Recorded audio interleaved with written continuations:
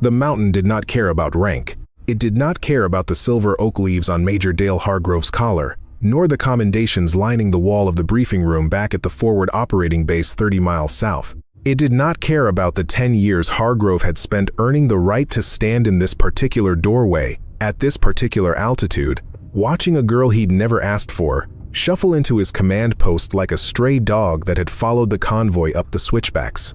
The wind hit at -22. The instruments confirmed it.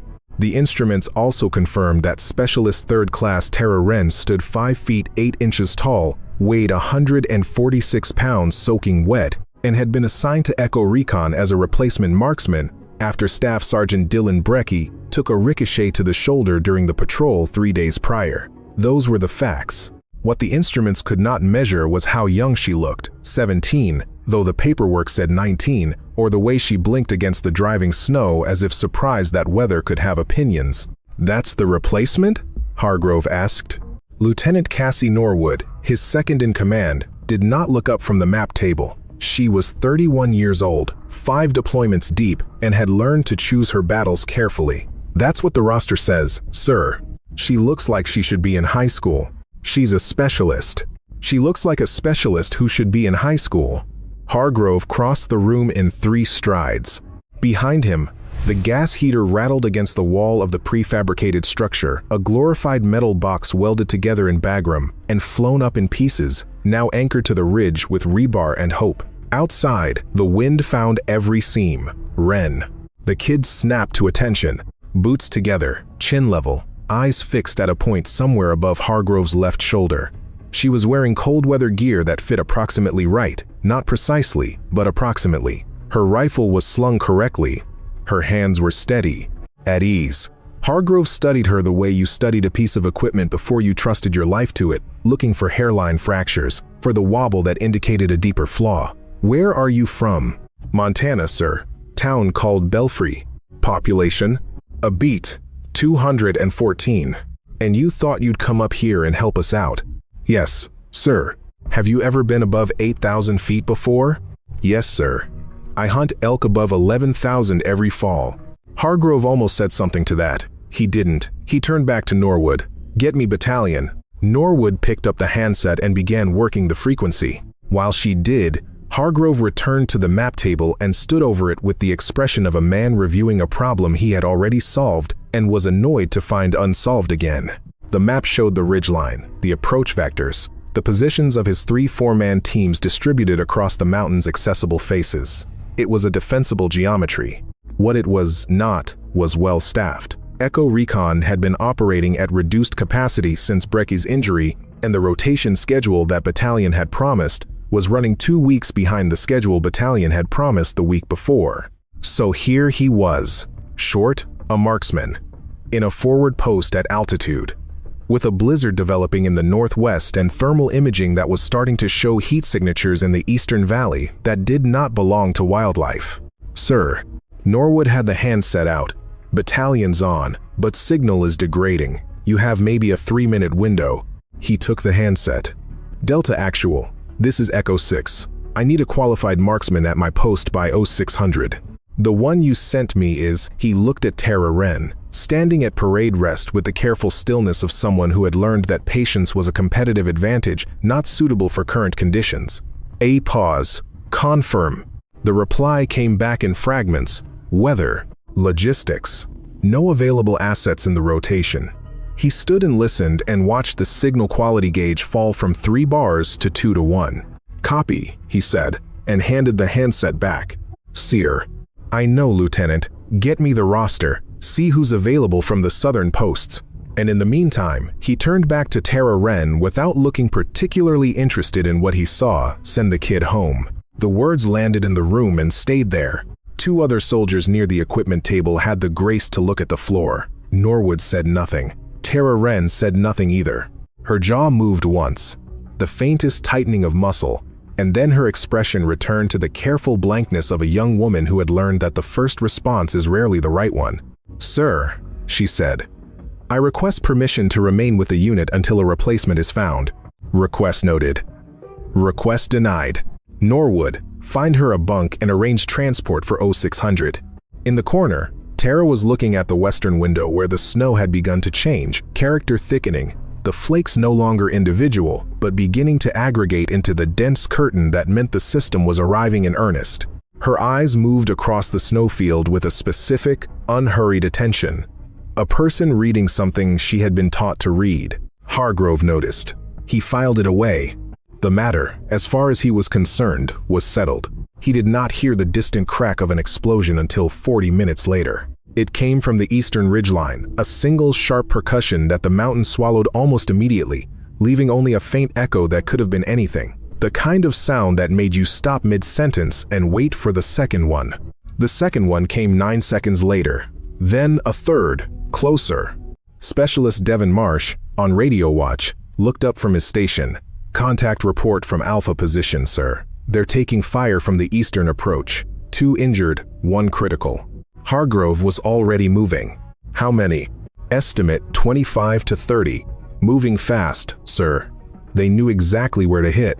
The room shifted, that particular shift that happens when a military unit registers that the situation has become real. Equipment was checked. Weapons were gripped. The gas heater kept rattling against the wall. In the corner, Tara Wren had not moved. She stood with her hands at her sides, watching Hargrove's face with the same careful attention she might have given a sky turning toward weather. Nobody sent her home that night. There was no longer time. The blizzard announced itself in the way that serious things often do gradually, then all at once. What had been a steady snowfall when Tara arrived became, within the span of 40 minutes, a wall of white moving horizontally across the ridge. Visibility dropped to 40 meters, then 30. Then to a kind of intimate obscurity where the nearest tree was a gray suggestion, and the perimeter markers were theoretical. The temperature on the exterior gauge fell another 4 degrees in 11 minutes. Wind speed climbed past 50 knots and kept going. "The drone's down," Specialist Marsh reported. "De-iced twice. She's not flying in this." Hargrove pressed both palms against the map table. The map showed the mountain in clean, 2-dimensional lines, contours, elevation marks, the symbols for terrain features that looked orderly on paper and murderous in person. Echo Recon's positions were marked with blue pins. The approaching hostiles, based on the last drone sweep before conditions grounded it, were marked in red. 27 red pins. 3 approach vectors. Alpha Team 7 soldiers had been caught in the open on the eastern slope when the contact report came in. 2 were wounded and sheltering in a supply cache. The rest were moving to reinforce the northern fixed point. That left the southern ridge, where the terrain created a natural channel between 2 rock formations, essentially a funnel through which any force moving from the eastern valley would have to pass. "We need someone on the southern observation post," Norwood said quietly. "Breck's out." Hargrove said it as a fact, not a lament. Brex was in the medical tent with a shoulder that had been taken apart and was being carefully reassembled by Corpsman Yolanda Pierce. He would live. He would not be shooting tonight. "Who else have we got?" The silence that followed was its own answer. Private First Class Jerome Callahan was adequate with a rifle. He was not a marksman. Sergeant Marcus Tully had qualified expert on the range but had never fired in weather conditions above moderate. The storm outside the window was not moderate. The storm outside the window was a demonstration of what weather looked like when it stopped making concessions. Nobody said Tara Wren's name out loud. They didn't have to. She was standing by the weapons rack, having helped 3 other soldiers check and recheck their equipment over the past half hour. She'd done it without being asked, and without making a production of it, just methodically working her way down the line, identifying a scope alignment issue on Callahan's rifle and a magazine release that was sticking on Tully's, fixing both with the quiet efficiency of someone who had been handling firearms long enough that the mechanics were reflex. Callahan had watched her do it, and had then looked away without comment, which was its own form of acknowledgement. Hargrove watched her for a long moment. "Wren." "Sir." "The Southern OP. The position requires someone who can shoot accurately in low visibility, account for wind deflection without electronic assistance, and hold the position alone for as long as necessary." He paused. "Can you do that?" A beat. The same precise beat as before, as if Tara always gave herself exactly that much time before she spoke. "Yes, sir. The storm will make radio communication intermittent. You may be out of contact for stretches of 10 to 15 minutes. You understand that? Yes, sir. This is not a range. The targets will be moving through low visibility. They will be shooting back. I understand, sir. Hargrove studied her one more time. The girl from Belfry, Montana. 214 people. The kid who should have been home. Norwood, get her Brecky's rifle. Tara Wren crossed the room and took the weapon from the lieutenant's hands. She checked the chamber without looking at it, ran her thumb along the scope mount, tested the bipod legs, examined the tension on the sling. It was a 40-second examination, economical and complete. Nothing rushed, nothing skipped. The examination of a person for whom this was not a performance of competence, but simply competence. Then she put on her outer layer, shouldered the rifle, and walked into the blizzard. The southern observation post was a shallow depression in the rock, roughly 3 feet deep, reinforced on two sides with sandbags that had frozen into something approaching concrete. Tara got there in 7 minutes, moving at a pace that was neither rushed nor cautious, the pace of someone covering familiar ground under familiar conditions. The cold did not strike her so much as receive her, the way a room receives a person who belongs there. She set up the bipod, established her reference points, and spent 4 minutes doing nothing but watching. Not impatience, calibration.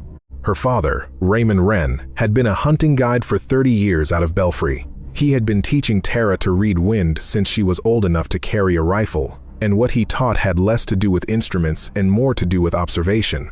Look at what the snow is doing. Look at where it's going sideways and where it's going down. Find the seams between one wind pattern and the next. The mountain always tells you if you listen long enough. Raymond had said this in the way that people say things they've learned from long practice, not as instruction but as fact, like telling a child the sky is blue.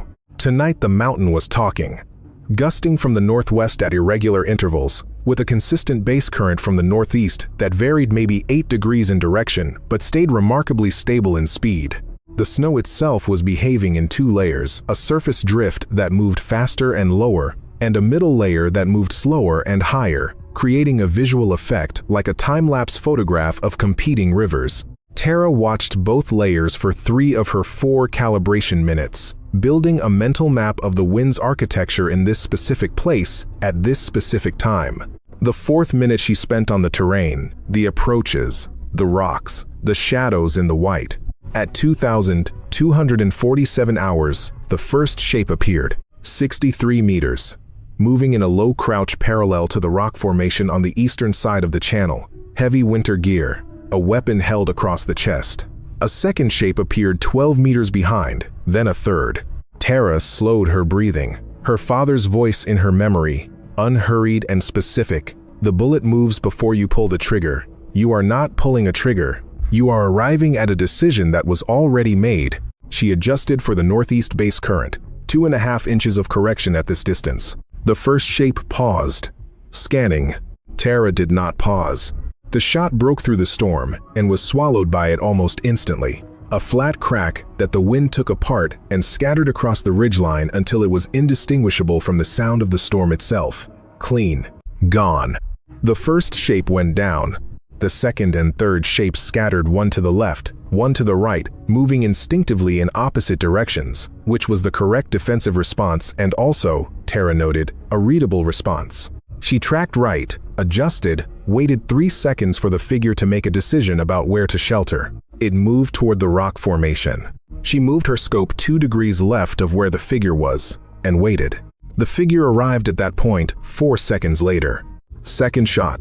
Radio crackle from the earpiece at her collar. Static. A fragment of Norwood's voice. Static again. She couldn't make out the words. It didn't matter. She knew what was coming through the channel, and she knew what her job was. In the command post, Major Dale Hargrove stood at the radio station with his arms crossed, watching Marsh work the frequency, and he did not say anything for a very long time. 2 shots fired. 2 hostiles down. Radio traffic from the opposing force spiked fragments of voice communication in the burst transmissions they used, the electronic signature of command structure responding to unexpected loss. The signatures of confusion. 23 remained. The first rule of being a lone marksman in a contested position: do not be in the position where they expect you to be. After the second shot, Tara moved.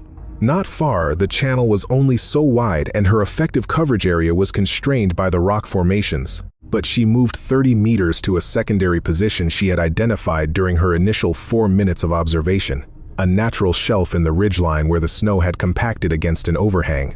It offered less protection than the OP. It offered a different angle. Different angles, her father had told her, are worth more than better positions. A better position makes you harder to hurt. A different angle makes you harder to understand.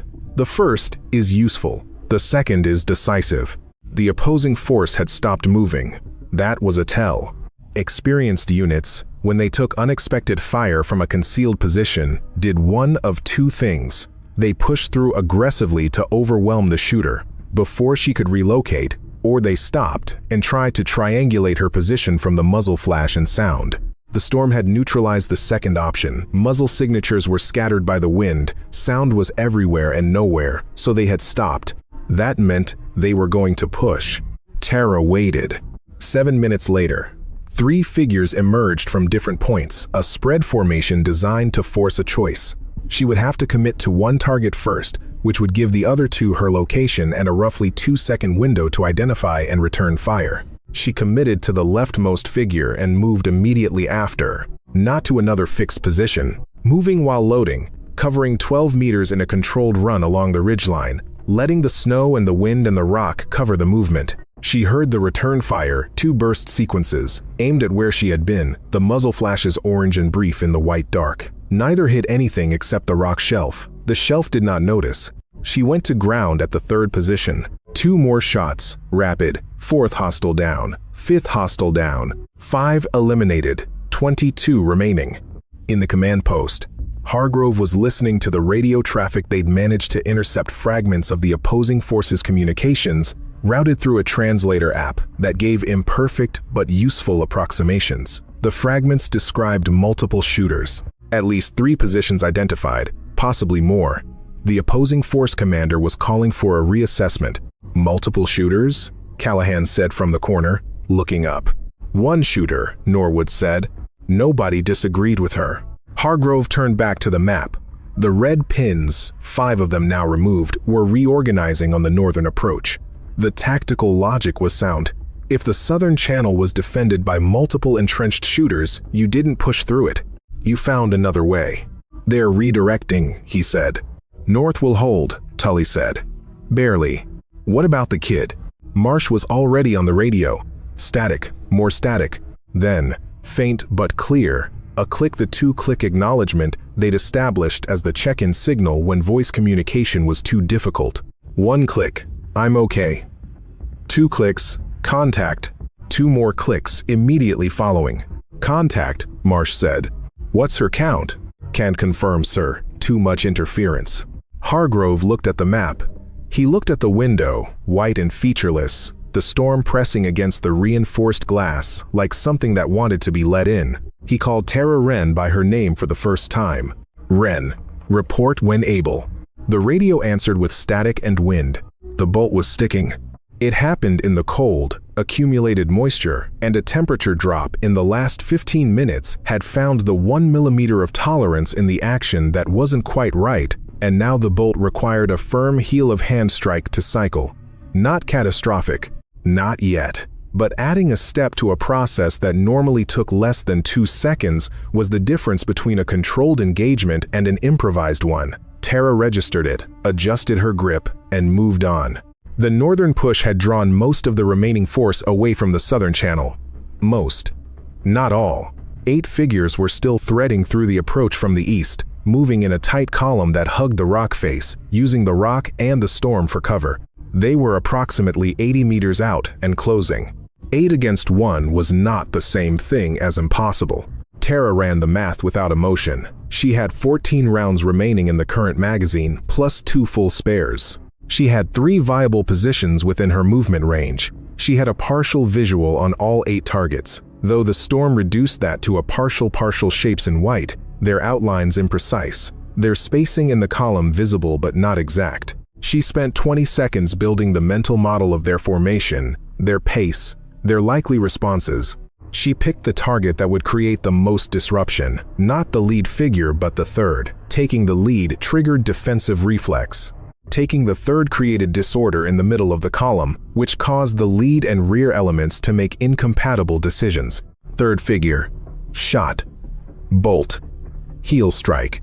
The column broke exactly as she'd calculated. Lead continued forward, rear moved back, middle scattered left. She took the lead figure while it was still moving in the open. Then one of the scattered center figures, who had made the mistake of moving toward the nearest large piece of cover without checking whether that cover created a sightline problem. 4 down from this group, 8 to 5 in 11 seconds. Then the bolt stuck hard. Not a one-strike fix. The action was fully compromised. Cold had done what cold eventually does to metal when the tolerances are tight and the temperature keeps falling. She worked it with both hands. The rifle tilted, forcing the issue. 5 seconds. 6, 7. When she looked up, 4 figures were 20 meters away and running. She got the bolt moving and took one. 3 remained at close range. This was the part that the rifle could not fully solve. She dropped the rifle on its sling. It was still functional for aimed fire, but useless for the next 30 seconds and moved, not back. Lateral, along the ridgeline, toward a narrowing in the channel where the rock faces converged. The 3 figures were fanning to cut off retreat. They knew how to work in teams. They'd done this before. She let them think they were flanking her. The narrowing was also a bottleneck. If you were pursuing someone who was running toward a narrowing, the tactically correct response was to compress toward the center and push through together, which meant all 3 would arrive at approximately the same place at approximately the same time. Tara stopped at the far side of the narrowing and waited. The first figure came through at a run. She took it with the rifle at 4 meters, no need for distance, no need for wind calculation, the simplest shot of the night. The second figure came through a half-second behind the first. She cycled the bolt, which worked this time, took the second figure. The third figure stopped at the near side of the narrowing. It had heard the shots. It knew what had happened to numbers 1 and 2. It was making a decision. Tara made the decision for it. 14 hostile figures eliminated. Her earpiece crackled. Norwood's voice, partially audible, breached the north wire. Tully is down. Then static. She looked at the sky. The blizzard was beginning to rotate. The kind of shift that happened when a storm was reorganizing rather than dissipating. It would get worse before it got better. She reloaded from the first spare magazine, verified the round count, and began moving toward the northern face of the ridge. There was still work to do. The north wire breach was contained before it became a rout, but only just. Tully was down with a wound to his left leg, not fatal, painful, effective at removing him from the line. Callahan had taken his position and was performing adequately, which in current circumstances meant he was alive and still in possession of his weapon. The remaining hostile force, 9 figures by Hargrove's best count, given the radio intercepts and the thermal imaging that was still running intermittently despite the storm, had pulled back 20 meters from the wire and stopped. They were waiting. For what, exactly, was the question that occupied Hargrove as he stood over the map table with Norwood and Marsh, waiting for a command signal, waiting for better conditions, waiting for the marksman on the southern approach to run out of ammunition or patience, or both. "Where's Wren?" he asked. "Last click-in was 4 minutes ago," Marsh said. 2 clicks, contact. "She's been in contact for over an hour, sir, intermittently." Hargrove didn't say anything to that. He was doing arithmetic that had nothing to do with numbers. He was calculating the probability that a 17-year-old from a town of 214 people, working alone in a blizzard on a mountain, had survived an hour of sustained contact and was still functional. The calculation kept arriving at the same answer, which was that the available evidence suggested yes, and the Major found himself in the unfamiliar position of having underestimated something badly. "What's her count?" Norwood asked. 15 confirmed from our position, based on radio intercepts and reduction in traffic volume. Could be more. Hargrove turned to look at the southern approach on the map, the 9 figures at the north wire, plus the group that had gone south, plus the initial casualties from Alpha's first contact. The numbers were moving toward accounting for the original 27. He was reaching a conclusion that the night had been building toward, though he hadn't been willing to state it directly even to himself. "She's been holding the southern approach," Norwood said. "Yes. Alone." Yes. She didn't say anything else. She had the good judgment not to. What happened next came from Tara Wren's own initiative, which no one had ordered and no one had anticipated. The 9 figures at the North Wire were dug into a position that gave them concealment but not cover the distinction, mattering enormously in a firefight. Concealment meant they couldn't be seen. Cover meant what they were behind could stop bullets. Snow and frozen scrub brush provided the first. Only rock and reinforced structure provided the second, and they hadn't reached either. Tara, having cleared the southern channel of active threats and having re-established a firing position on the northern face of the ridgeline, where the terrain gave her a partial angle on the North Wire position, made a decision that was not strictly within her assignment. She began working the 9 figures at the North Wire.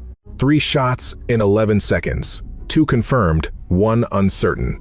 The uncertain one moved very fast to a new position and did not return to the original, which was confirmation of a different kind. Then she fired a flare, the only one she was carrying southeast of the hostile position, where the terrain would catch and hold the light in a way that illuminated the North Wire approach from behind. The 9 figures were suddenly visible. Callahan, at the North Wire, shot twice, hit once. The remaining figures made the decision that remaining in a lit position without adequate cover was not survivable and moved back toward the eastern valley. The North Wire was no longer breached. In the command post, Hargrove had been watching through the thermal scope when the flare went up. He lowered the scope after a moment. He thought about what it meant to plan around a piece of terrain, to see something from a different position than the one you were assigned, and to use the one resource you were carrying in the most precise way possible. He thought about the order he had given 5 hours ago and what it would have meant if he'd had the logistical capacity to execute it. "Sir," Marsh said from the radio station, "I have voice contact with Wren." Hargrove crossed to the station and took the handset. "Wren. Report." Static, then Tara's voice steady, unhurried, the voice of someone completing a task rather than surviving one. "Southern approach clear. Sir, assisted North Wire engagement. 6 remaining, retreating east. Recommend we let them go. Pursuit in current conditions carries unacceptable risk." A pause. "Agreed," Hargrove said. He handed the handset back to Marsh. He stood with his hands at his sides for a moment. "Tell her good work." "Yes, sir." It was the first time all night he had called her instead of the kid. The debrief happened at 0315 hours, in the medical tent, because 3 of the people who needed to be in the debrief were patients, and the tent was warm. Tara Wren came in last. After Callahan had finished his account of the North Wire engagement, and Norwood had reviewed the radio intercept logs and Hargrove had spoken briefly by satellite phone to Battalion, who had offered congratulations and expressed surprise in approximately equal measure. She came in and sat in the empty chair at the end of the folding table and put her hands flat on the table and looked at the major.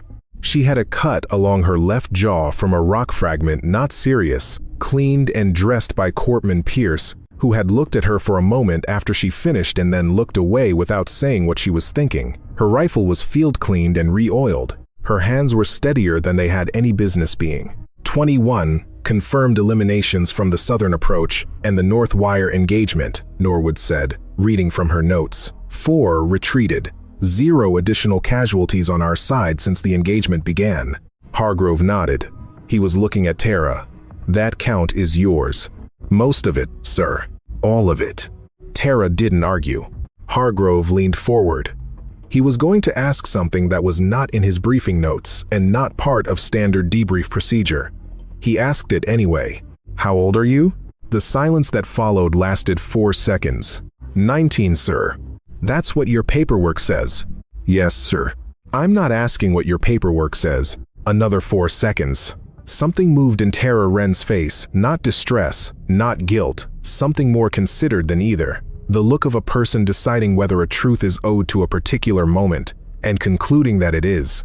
17, sir." The tent was quiet enough that the wind outside seemed louder. 17. Hargrove said the number once, as a statement, not a question. "Yes, sir." "Your paperwork." My uncle notarized the age documentation. Norwood put her pen down. Callahan, who had been leaning against the tent support, looking like he was trying to be invisible, appeared to give up on the project and simply watched. "Why?" Hargrove asked. Not accusatory. He genuinely wanted to understand. There was a version of this story in which the answer was about adventure or escape or the particular restlessness of young people in small towns, and those answers would have been fine and human and true for other people. He did not think they were true for this one. Tara looked at the table for a moment. Then she looked at the major. Belfry is 60 miles from the nearest city, 800 miles from anywhere else that matters. The town has 214 people and a volunteer fire department and no law enforcement of its own. She paused. There was a man in my town, not originally from there, who had been recruited by a group moving contraband through the mountain passes. He'd identified several of the local kids, including my younger brother, as potential leverage. I went to the county sheriff. The county sheriff said it was outside his jurisdiction. I went to the state police. The state police said they were looking into it. Another pause, shorter. I needed to learn skills that would let me protect people who couldn't protect themselves. This was the fastest way to learn those skills. Hargrove was quiet for a long moment. Around him, the tent held the particular silence of people waiting to see what came next. Pierce had stopped what she was doing at the far end of the medical bay. Norwood's pen was still on the table. Is your brother safe? My uncle is watching him. He's a capable man, but he'll be safer when I'm more capable. Nobody spoke for a while after that. Hargrove looked at the table. He looked at his hands. He thought about the order he had given send the kid home and what it would have meant if he'd had the logistical capacity to execute it before the situation changed. He thought about the 21 figures in the snow and the 9 at the North Wire and the lone marksman working in a blizzard for an hour and a half by herself. He thought about a town of 214 people and a younger brother and a 17-year-old who had decided that the fastest way to learn protection was to walk into a place where protection was the entire job. Your documentation situation creates a problem, he said finally. Yes, sir. I understand that. I'm going to need to report it. Yes, sir. And there will be consequences. Yes, sir. At the same time. Hargrove looked up. What you did tonight will be in the report. All of it. Accurately.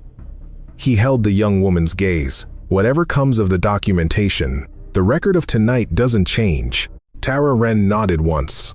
It was not a victory, and it was not a capitulation. It was an acknowledgement between two people who understood that the world was not simple and that the choices you made in it had weight, and that sometimes the weight was worth carrying.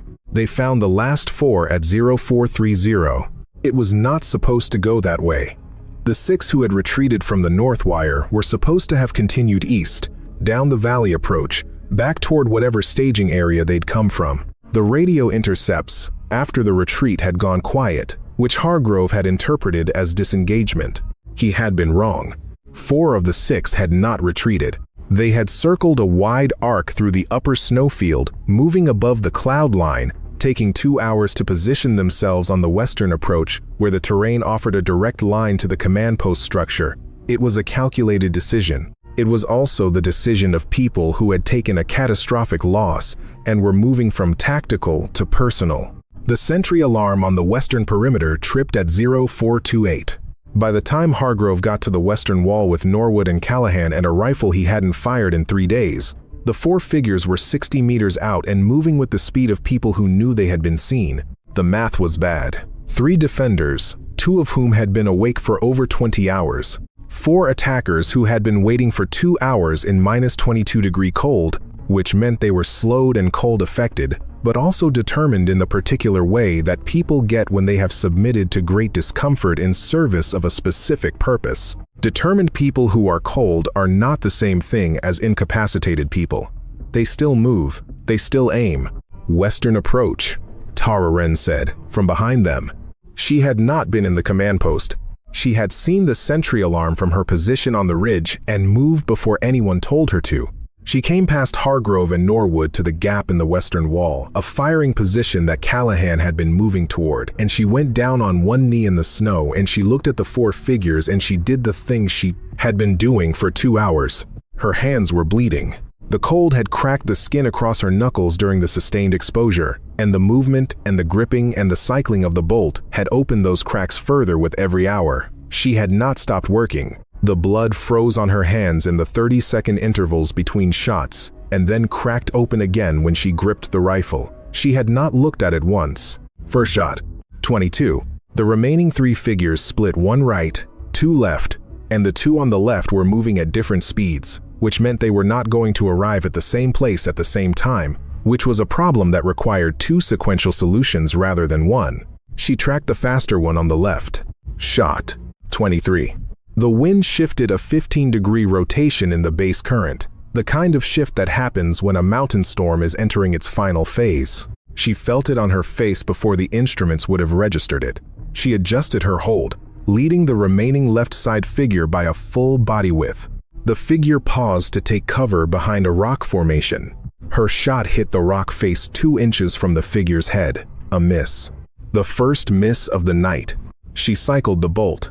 She slowed her breathing down 1 more notch, not fighting the cold now, accepting it, letting it make her still in the way that very cold things are still. She found the figure's position. The figure was behind the rock, but the rock had a specific shape, and the specific shape told her where the figure's center of mass was relative to the cover. She thought about angles, about the lesson her father had given her on a hillside above Belfry when Tara was 13, with a rifle that was too big for her and a patience that was already larger than her frame. Different angles are worth more than better positions. She aimed 8 inches to the left of the rock edge. High. The shot traveled through approximately 4 inches of snow overhang on the top of the rock formation before hitting the target. 24. The 4th figure had stopped moving. It was 40 meters out, in open ground, and it was standing still. Not surrendering, standing. The stance of someone who understood what was happening and had made a decision about it. Tara Wren did not hesitate. In war, hesitation is not mercy. Hesitation is the gap in which the other person's decision arrives before yours. 25. The silence that followed was the deepest of the night. No radio traffic, no wind shift. Even the blizzard seemed to have paused, the snow falling now in the loose, drifting way it falls after a storm has spent itself individual flakes, no longer a wall, floating down through the dark like something trying to be gentle about covering what the night had made. Tara lowered the rifle. She looked at her hands for the first time. She put them back on the rifle and did not look at them again. Dawn came, the way dawn always comes in the mountains after a serious storm, slowly, with no commitment, the dark becoming dark gray, and the dark gray becoming the color of old pewter, and the pewter eventually becoming something you could call light if you were being generous. The snow had stopped. There was a quality to the silence afterward that people who have never been in high-altitude winter country do not know about, and cannot be properly described to a completeness, an absence not just of noise but of the possibility of noise, as if the world had been reduced to its essential geometry: rock, snow, sky. Everything else was detail. Corpsman Pierce conducted a full survey. Tully's leg wound was serious, but surgically manageable at the next level of care. The 2 wounded from Alpha's initial contact were stable. Tara Wren had the cracked skin wounds on her hands, the rock fragment cut on her jaw, and a bruised rib from a fall she hadn't mentioned, which Pierce discovered when she made her remove her outer layer. She examined the hands carefully, cleaning each crack and dressing them with the methodical attention of a person who had been keeping people functional for a long time. She told her the rib would hurt for 3 weeks. "Yes, ma'am," Tara said. "That's it?" "Yes, ma'am." "What else would I say?" She looked at her for a moment, the specific look of someone calibrating what category a person belongs to, because the category determines what the person needs. She had seen a lot of soldiers come through her medical bay in various states of damage and various states of mind about that damage. Tara Wren was in a category she encountered less often than you might think. She was simply present. Not dissociated, not performing stoicism, not adrenaline-rattled, present. Pierce handed her a foil blanket. Tara was already reaching to fold it up and put it away. Pierce stopped her hand and made her keep it around her shoulders, which she accepted without arguing, in the way that she accepted most things, not reluctantly, but as if there were more important considerations requiring her attention. The official report took Hargrove 40 minutes to write. He was a precise writer and the facts were not complicated, but there was a portion of the report that required him to account for Tara Wren's age and the documentation irregularities, and that portion cost him most of those 40 minutes. Not because he was uncertain about the facts, because he was uncertain about the appropriate emotional register for reporting that a 17-year-old from a 214-person town in Montana had held a mountain pass alone in a blizzard for 93 minutes and eliminated 25 hostile combatants without taking a lethal injury, and that the major in command of the post had initially ordered her sent home. He wrote it accurately. That was all he could do. When the report was submitted, he walked to the medical tent, where Tara was sitting in a folding chair with the foil blanket around her shoulders and a cup of coffee Pierce had made her take, staring out the tent flap at the white mountain in the early light. The mountain looked the way it always looked, indifferent, enormous, permanent, exactly the same as it had looked before last night, and exactly as it would look after this conversation and every conversation that followed. Hargrove stood in the tent entrance for a moment. Then he walked to the chair beside Tara and sat down without preamble. "I was wrong," he said. Tara Wren looked at him. The careful look, the one that gave itself exactly the right amount of time. "No, sir," she said. "You were working with the information you had." "That's a generous interpretation. It's the accurate one." Hargrove turned that over for a moment. Outside, one of the soldiers was clearing snow from the perimeter equipment, the rhythmic sound of a shovel working steadily, domestic and ordinary, the sound of a forward operating base returning to routine after something that had been the opposite of routine. "What happens now," Hargrove said carefully, "is that the documentation issue goes to JAG. There will be an investigation. Given the circumstances and the outcome of last night, I don't know what that means for you practically, whether they send you home or find a way to make you legal or something in between." "Yes, sir. But the report says what it says, and what it says doesn't change regardless of what JAG decides." Tara Wren nodded. Hargrove studied her profile for a moment.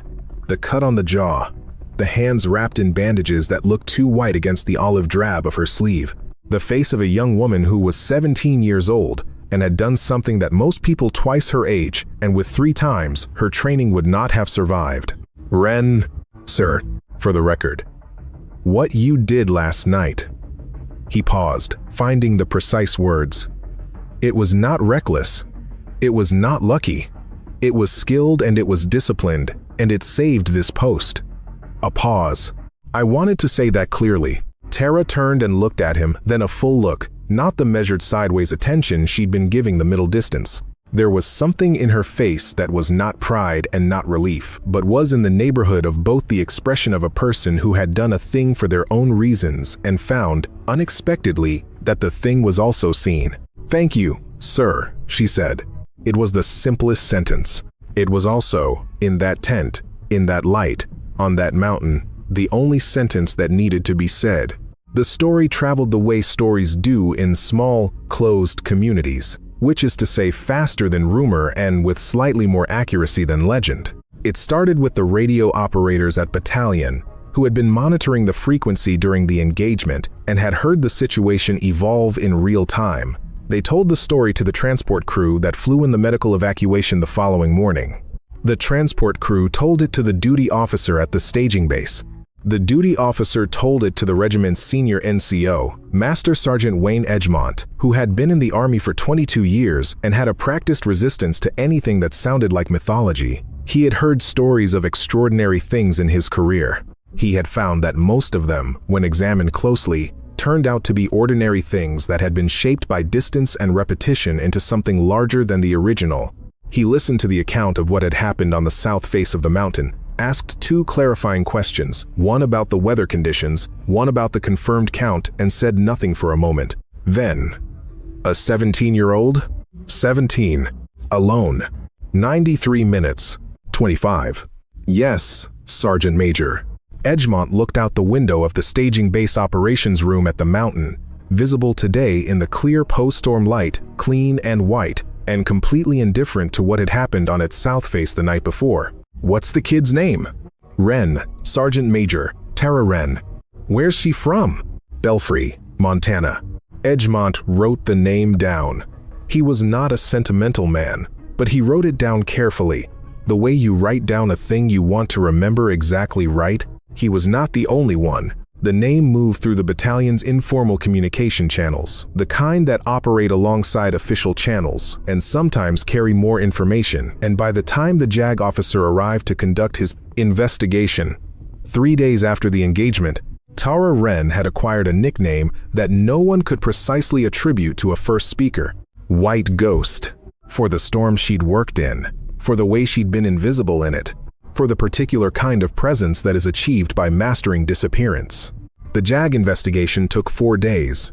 It was thorough, which was its job. Tara cooperated with it fully and without apparent anxiety, which the JAG officer noted in his preliminary report as unusual, then crossed out, then noted again because it was accurate, and the report was supposed to be accurate.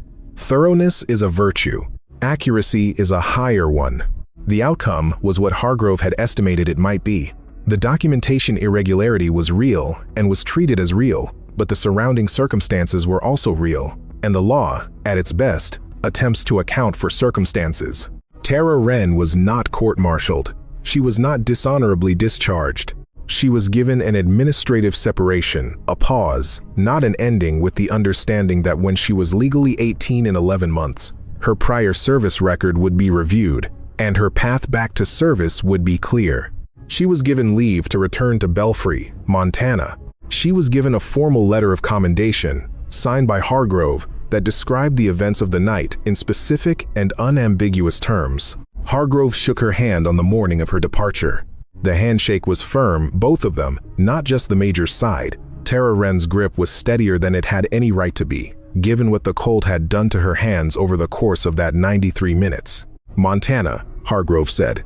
"Sir, the situation you described. Your brother. The man your uncle's watching." "Yes, sir. When you go back." Hargrove paused. "There are channels, people who can move faster than county sheriffs and state police. Norwood has contacts. She'll give you names before you ship out." Something shifted in Tara's face, not dramatic, barely visible. The kind of shift that happens when something you have been holding as a private weight is offered a place to rest. "Yes, sir. Thank you. That's all." Tara Wren shouldered her bag and walked to the transport vehicle. She did not look back at the post, not because she was indifferent to it, but because she was already thinking about what came next. About Montana. About her brother. About the 11 months between now and when she could come back. About the work, which was always what she was thinking about. Norwood watched her go from the command post doorway. "Think she'll come back?" Callahan asked from somewhere behind her. "Yes," she said. She said it without hesitation. She had spent 5 deployments reading people who held under pressure and who didn't, who was in this for the duration and who was counting days. She had learned that the tell was not bravado or certainty. The tell was the quality of attention. The way a person looked at what was in front of them when things were difficult. She had watched Tara Wren's quality of attention for 36 hours. She knew what she'd seen. She was right. 11 months and 3 days later, a transport arrived at the forward operating base, carrying 7 replacement personnel. One of them was 19 years old by legal documentation and had a letter of commendation in her bag and hands that had been cracked by cold and healed, and cracked again enough times that they had developed a particular set of calluses that any experienced outdoorsman would have recognized. Master Sergeant Edgemont was at the staging area when the transport landed. He was not usually at staging for routine personnel arrivals. He had made an exception. Tara Wren came down the transport ramp with her bag and her rifle case and her careful gait, looked at Edgemont, and came to attention. "At ease," Edgemont said. He studied the young woman for a moment, the same way Hargrove had once studied her, looking for the hairline fractures, the wobble that indicated a deeper flaw. He did not find any. "White Ghost," Edgemont said. It was not quite a greeting and not quite a question. It was the naming of a thing that had already been established. Tara Wren said nothing. There was nothing to say. Around them, the mountain was white. The wind moved across it with its old indifference, finding the gaps in the rocks and the seams between structures and the space between one person and another. The sky was the color of pewter, somewhere beyond the eastern ridgeline. The world extended in all its complications, towns and roads and people in them, going about the ordinary business of their lives, not knowing and not needing to know what happened on cold mountains in the service of their ordinary safety. Tara Wren looked at that sky. She thought about her brother, who was safe now. The man her uncle had been watching had been arrested 6 months prior, a federal matter that had moved considerably faster once Norwood's contacts were involved. She thought about Belfry and the 214 people there, who had one of their own back among them for 11 months, and who had noticed, in that time, a certain quality in her that had always been there but was now legible. The town could not name it exactly. They knew it when they saw it. It was the quality of someone who had been somewhere and come back, and who had come back not diminished but clarified. She thought about what she was for. The answer was the same as it had always been. She was for the work, for the cold and the discipline and the calibration that the cold required, for the particular kind of protection that requires a person to become very still and very capable in order to provide it, for the people who needed someone between them and the things that moved through the dark. Edgemont